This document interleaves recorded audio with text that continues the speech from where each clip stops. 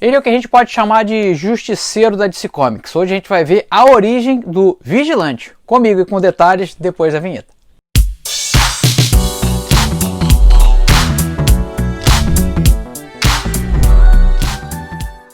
Fala galera, eu sou o Gico, você está no canal mais nostálgico quando o assunto é quadrinhos aqui do YouTube e também que fala muito de desenho. Se você gosta de desenhar nesse estilo aqui, tá no lugar certo. Dá uma olhada na vinheta aí do curso de desenho.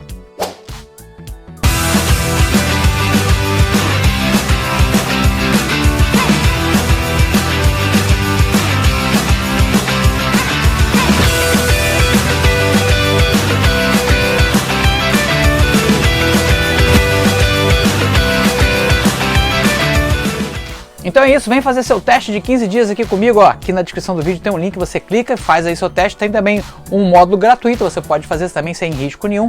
Lembrando, 15 dias de total garantia para você experimentar todo o conteúdo do curso, incluindo o grupo secreto dos alunos. Estou te esperando, vem desenhar comigo. E quando quiser fazer suas comprinhas de quadrinhos ou de qualquer outra coisa lá na Amazon, tem um link. Se você fizer pelo link, pô, te agradeço que rola um capilé aqui pra gente. Também tem os meus quadrinhos autorais do Salomão Ventura e do Esquadrão Vitória à venda lá na loja do Salomão Ventura, link na descrição do vídeo. E por último, te chamo para me acompanhar lá no Instagram. Tô todo dia falando de desenhos e quadrinhos e trocando uma ideia com a galera lá no direct. Aqui também tem um link para você me seguir direitinho por lá, tô te esperando. Beleza, vamos falar do Vigilante. Muita gente passou a conhecer o personagem agora por causa da série aí do Pacificador, onde ele aparece, uma versão mais cômica do personagem, bem legal. Tô curtindo muito essa série do Pacificador. Falando em Pacificador, se você quer ver a origem dele dos quadrinhos, dá uma olhada nessa cartela que eu já falei, saiu aqui no Brasil pela editora Abril. E agora vamos falar do Vigilante, né? O Vigilante, que na verdade, essa encarnação não é o primeiro personagem a usar esse nome. Ele já foi um cowboy da DC Comics, na década de 40, saía na Action Comics as histórias do Vigilante, e vários outros personagens também usaram o manto do Vigilante. A gente vai falar hoje do Vigilante Adrian Chase, o mesmo que aparece lá na série do Pacificador.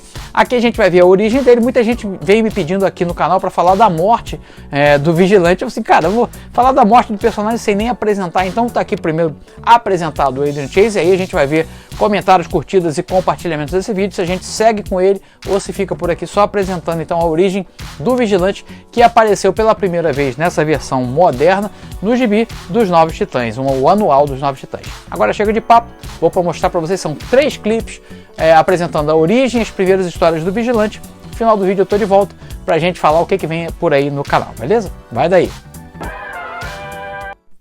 A primeira história de hoje foi publicada em Novos Titãs número 14 de 1987 e traz a história publicada originalmente em New Teen Titans Anual 2 de 1982.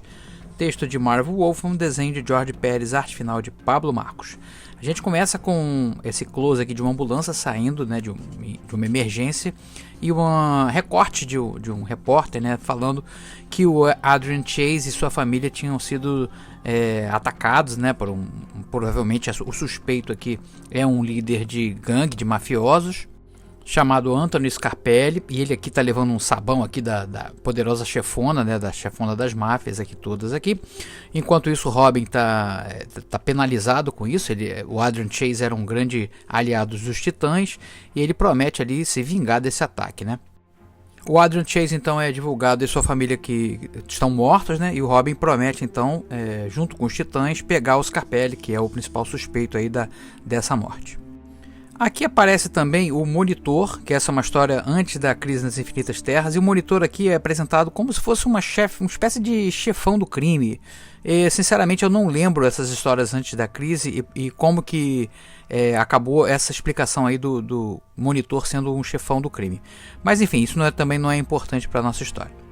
Robin vai cumprir o prometido, ele vai no encalço do Scarpelli, ameaça ele aqui num restaurante, né? Quem chega lá para poder botar panos quentes é a Estelar, diz que você me ensinou a me controlar, agora eu tô segurando a sua onda.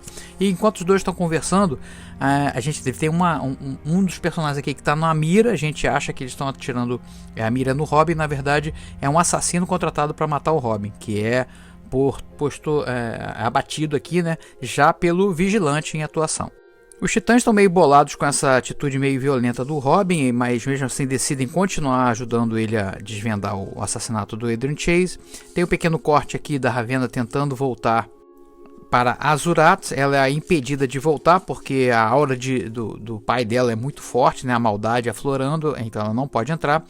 E aí a gente vai ver aqui os titãs investigando as atividades criminosas do Scarpelli, e aí acabando com, na verdade, o lucro dele, né, dessas atividades. E é isso mesmo que o Robin pretende, é atacar ele no bolso. Agora a gente vai ver uma série de bandidos assim de segunda linha atacando aqui criminosos e todos a mando do monitor, né? Então a gente vê alguns que vão, inclusive, não vão sobreviver a essa história, começam a ter um ataque aqui e os titãs vão acabar se envolvendo porque eles estão investigando a mesma coisa, né? Aí tem uma hora aqui que os titãs estão num galpão fazendo essa investigação e esses bandidos chegam lá e começa uma luta entre os titãs e esses capangas aí que foram contratados pelo monitor. Os titãs estão atrás de arquivos que contenham informações sobre a morte de Adrian Chase, que levem, tem uma ligação mais direta com o chefão do crime lá, para que ele possa ser incriminado. Eles não querem simplesmente abater o cara, né? Eles querem, na verdade, que ele seja preso e cumpra de acordo com a lei a pena, né? E aí nesse combate, quebrando o pau aqui na casa de Noko, nesse armazém aqui, novamente a gente vai ver um atirador de elite ali, um cara que está escondido, ainda não apareceu pra gente, eliminando alguns desses bandidos, ou seja, está do lado dos titãs, né?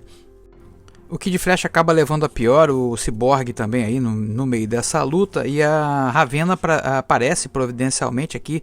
Na época ela tinha esses poderes, não sei se hoje ainda é assim, mas ela tinha os poderes de curar, né? Era uma empata, ela conseguia sentir a dor dos outros e também transferir um pouco da dor dos outros para ela, fazendo assim com que quem tivesse ferido recuperasse mais rapidamente a saúde. Vai haver então um encontro aqui no deserto onde o Scarapelli está tentando salvar a pele dele, vai entregar os tais arquivos que contêm informações sobre Adrian Chase para a chefona da máfia, e Robin recebe uma mensagem que haveria sido gravada pelo Adrian antes da morte dele, dizendo justamente que haveria um encontro e tal, que ele também havia contratado pessoas especiais para protegê-lo lá, e esses caras também amando do monitor. Então os titãs vão até esse encontro no deserto, e quando realmente estava prestes a acontecer ali a entrega dos arquivos, chega uma galera voando aqui de mochila voadora, toda bem armada, e aí os titãs vão se envolver nesse combate.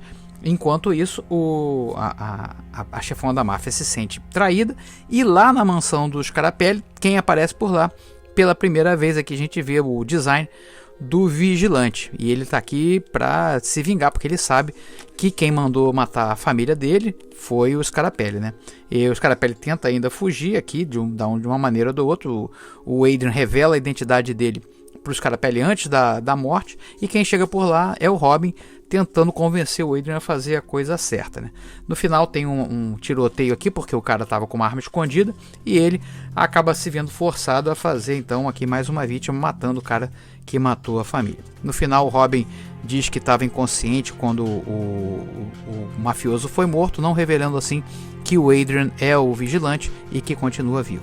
Termina aqui a primeira história de hoje. A segunda história de hoje foi publicada em Super Amigos número 26, lançado aqui no Brasil em junho de 1987, e traz a história publicada em Vigilante número 1 de 1984, texto de Marv Wolfman, desenho de Keith Pollard. Começa com uma pequena relembrando aqui a origem, né, vamos dizer, a origem secreta do Vigilante, falando da morte dele, pelas mãos do lado mafioso. E tem essa splash page linda aqui do Vigilante fazendo pose aqui para uma pin-up. E logo depois a gente já chega aqui para o bandido da vez, né? Tem um bandidão aqui e seu ajudante que tira esses marcadores flamejantes do cinto. E eles estão atrás de uma mulher que era ajudante desse bandido e fugiu, e levando alguns segredos dele. Aí o capanga do chefão vai lá para tentar pressionar a mulher que ela entregue os segredos, né? Dá uma surra aqui no marido da menina. Depois eles vão até o tribunal para poder... Ele foi acusado de ter atirado no cara e ele diz que foi em legítima defesa, acaba sendo culpado disso, e no final ele acaba morto no encontro ali, onde ele ia tirar satisfação, acaba morto. Corta, a gente vê o Vigilante, tá lá pensando na vida aqui, já vai ser apresentado a equipe de suporte. Ele tem a ajuda de 2 pessoas, a Terry, que é uma menina, que é uma investigadora jurídica, e o JJ, que é um especialista em armas e equipamentos. Eles vivem nesse trailer aqui, cheio de equipamentos, e o vigilante vai aonde é necessário, né?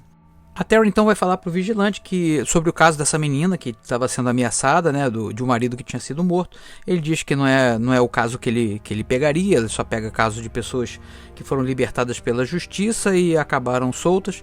Aí ela explica direitinho o caso, que tem um bandido envolvendo, e ele resolve participar e investigar mais a perto, vai lá na casa do sujeito, tem um quebra-pau lá com os capangas dele, e aí é posto aqui, enquanto ele está lutando lá com o Brand, né, que é o capanga da vez, o cara acaba convencendo ele a parar de lutar e conversar um pouquinho. Diz que a menina fugiu, que era ajudante dele, tinha fugido com documentos, e ele não era criminoso, coisa nenhuma.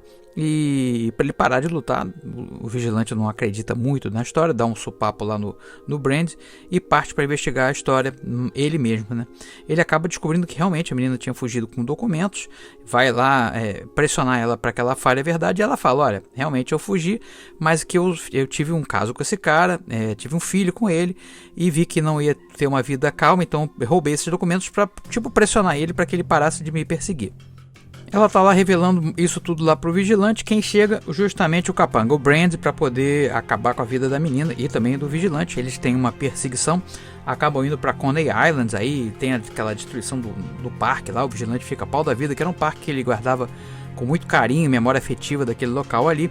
E aí estão brigando lá na montanha russa, né? O vigilante está levando a pior, mas consegue acionar o carrinho ali, o carrinho pega no cara, joga ele lá de cima, ele morre ali. Agora tá na hora de confrontar o chefão da vez, né? Ele vai lá falar com o cara fala assim: eu não fiz nada disso pra matar ela não, eu queria só o direito de ver meu filho, né? E aí, então naquela conversa, o cara dá uma vacilada, pega a arma pra atirar no vigilante, ele se vê a necessidade de sacar mais rápido e, né, não correr risco, acaba matando o cara e terminando aqui a nossa segunda história de hoje. A última história de hoje foi publicada em Super Amigos número 27 de julho de 1987 e traz a história publicada originalmente em Vigilante número 2 de 1984. Mesma equipe criativa, Marv Wolfman, Keith Pollard e Pablo Marcos. Começamos aqui com uma história, né, um pedacinho da história em flashback, né? O Adrian Chase ainda como promotor público, acusando um cara aqui de ter estuprado, violentado uma freira.